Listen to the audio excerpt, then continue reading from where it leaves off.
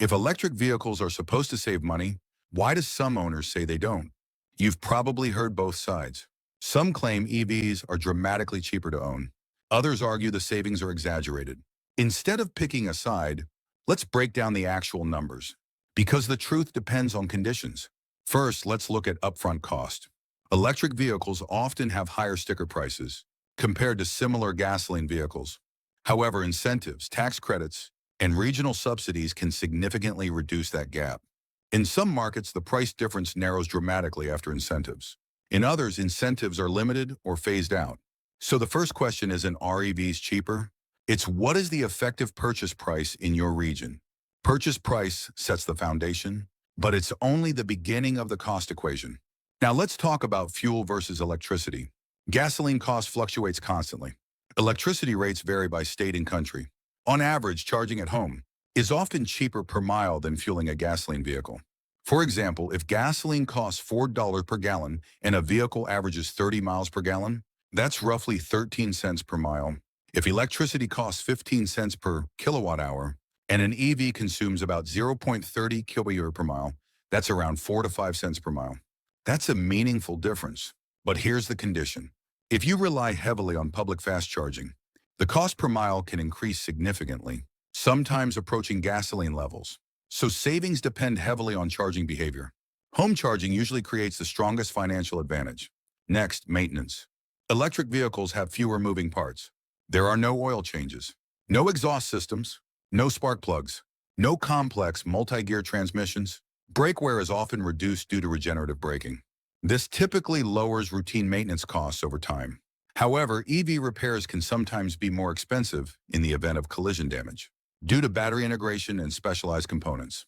Lower routine maintenance does not automatically mean lower repair costs. In every scenario, again, the savings are conditional. Now let's discuss insurance. In some regions, EV insurance premiums are slightly higher, due to repair cost uncertainty. In others, they are comparable.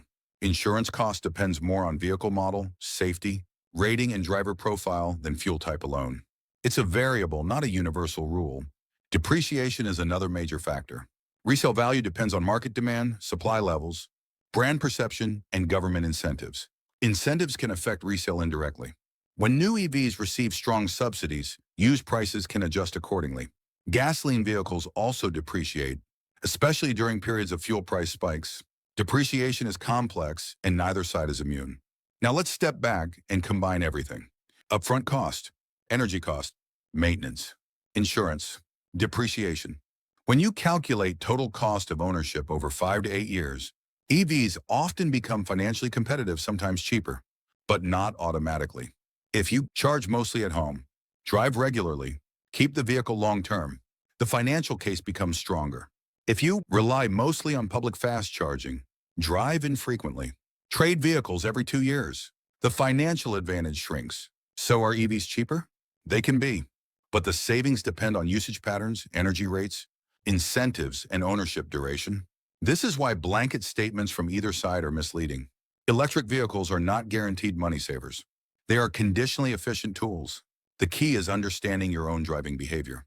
When you replace slogans with calculations, the answer becomes clearer. The better question is not, are EVs cheaper? It's, are they cheaper for me? And that answer requires numbers, not headlines. Now let's test real-world scenarios.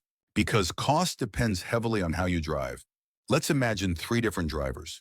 First scenario, a commuter who drives 15,000 miles per year and charges mostly at home. Using our earlier numbers, gasoline could cost around $2,000 annually. Electricity could cost closer to $700. Over 5 years, that difference becomes roughly $6,000 in fuel savings alone. Add lower maintenance, no oil changes, fewer brake replacements, and the financial advantage becomes noticeable. For this driver, EV ownership often makes financial sense. Second scenario, a low-mileage driver who travels only 6,000 miles per year, fuel cost at 30 miles per gallon would be around $800 annually. Electricity might cost $200 to $300. Now the yearly savings shrink to about $500. Over 5 years, that's $2,500. If the EV purchase price was several $1,000s higher up front, the EV break-even period becomes longer. For this driver, the savings are slower and less dramatic. Third scenario, A driver who relies heavily on public fast chargers can cost significantly more per kilowatt hour than home electricity. In some areas, charging costs can approach gasoline costs per mile. If most charging happens at higher public rates, the fuel savings advantage can shrink dramatically. This is why charging behavior matters more than slogans. Now let's consider ownership length.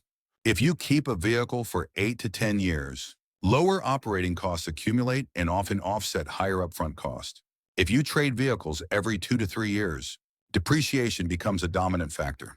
And depreciation is influenced by market demand, incentives, and broader economic conditions. Neither EVs nor gasoline vehicles are immune to depreciation cycles. Insurance also plays a role. Some EV models have slightly higher premiums due to repair cost variability. But insurance is influenced more by vehicle category, safety ratings, and driver profile than drivetrain alone. It's not a guaranteed penalty, but it's a variable to consider. Now let's step back. EVs are not automatically cheaper.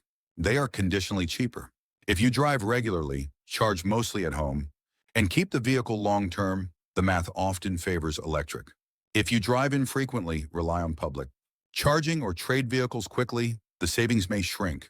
This is why headlines can be misleading on both sides. The better question is not whether EVs are cheaper in general. It's whether they are cheaper for your specific driving pattern.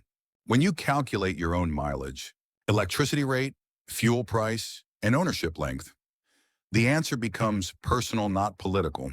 And that's how financial decisions should be made. Subscribe for more stories.